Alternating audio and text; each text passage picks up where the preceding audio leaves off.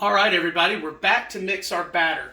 A couple things that are keys to success here. The main thing really is measurements. Let's talk about quick breads. They're usually, when you see a quick bread recipe, cornbread, muffins, all that stuff, they're dividing the batter into wet ingredients and dry ingredients. So to start with our wet ingredients, I've got just 3 fresh eggs. And guys, I always like to pre-whisk and pre-beat my eggs for any dish that I'm doing because you want to make sure that the eggs get mixed together very well. Super important.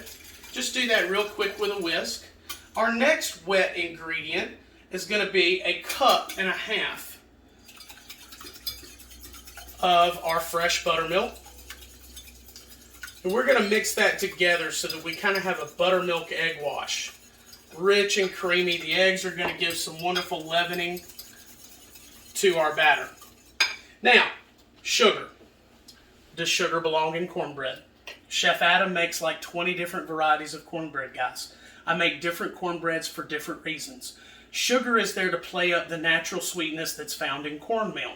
If you don't want to put sugar in your recipe and in your cornbread, it's not going to change how this cornbread bakes at all. I know that 1/2 cup of sugar seems like a lot of sugar, but stretched out across this large pan of cornbread, you're just going to notice a nice subtle sweetness that if you don't want, you don't have to put it. We're not going to get into the YouTube debate of whether sugar goes in cornbread because depending on what I'm serving, sometimes it does, sometimes it doesn't. When we change this to a jalapeno cheddar recipe, you'll notice that the amount of sugar goes down quite considerably.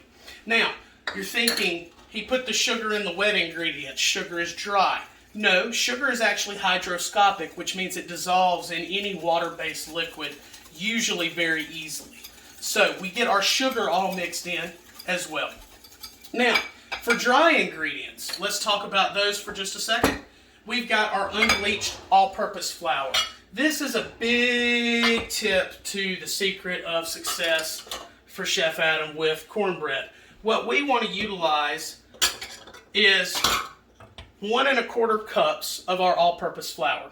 Now, if I press in my measuring cup and I scoop up all-purpose flour and I wedge that cup in there, that cup is very heavy and very dense. We're going to talk about measuring dry ingredients by weight later.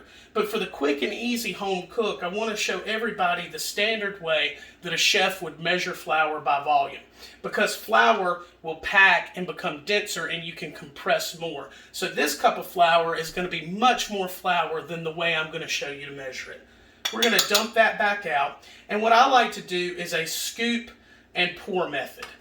This doesn't allow the flour to become too packed or too caked in, and then just very gently with the back of our other measuring scoop, not packing or pressing down, we're just going to measure a level 1 cup scoop of flour. And this cup is much lighter than the heavily packed one that you saw me do earlier. So that's a second big key to success, is make sure you know to gently measure your flour. The recipe calls for 1 1/4 cups. This is a quick bread, a southern cornbread. We can eyeball that. Maybe a little bit less is going to give us that 1/4 cup, and there we go. Cornmeal, even though it doesn't pack as densely as the flour, I do like to measure it in the very similar way, because anytime I'm measuring dry ingredients, I find that that's almost always the best way to do that. So there's our 1 1/4 cup of all-purpose flour and 1 1/4 cup of our cornmeal. Now, leaveners. We've got 2 tablespoons of our baking powder. That's going to be our main leavener. You don't have to put soda in this recipe, but I'm finding that just even a 1/4 teaspoon of baking soda gives the cornbread a little extra rise, which I found to be kind of nice. And then our salt. We need to season our cornbread because we've got just a lot of stale flour and cornmeal. So definitely a whole tablespoon of wonderful salt. Now, we have all of our dry ingredients in a bowl, all of our wet ingredients in a bowl, and I melted the 10 ounces of butter. And guys, you can round that up to 2 sticks if you want to. A little extra butter is not going to hurt the recipe. But I want to leave the butter as a separate ingredient because I'm going to mix it in last. So, one thing that's a really smart move is to keep everything mixed together in its equal parts, in its different categories, So we're going to take our little whisk and we're going to whisk our dry ingredients together, get those mixed so that they're mixed very well.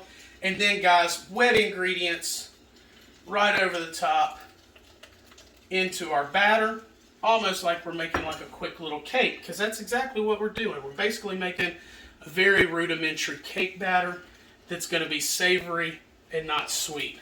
So, the next big secret from Chef Adam on the cornbread: mix your cornbread batter quickly and fresh, and then once it's mixed, be ready and prepared to use it.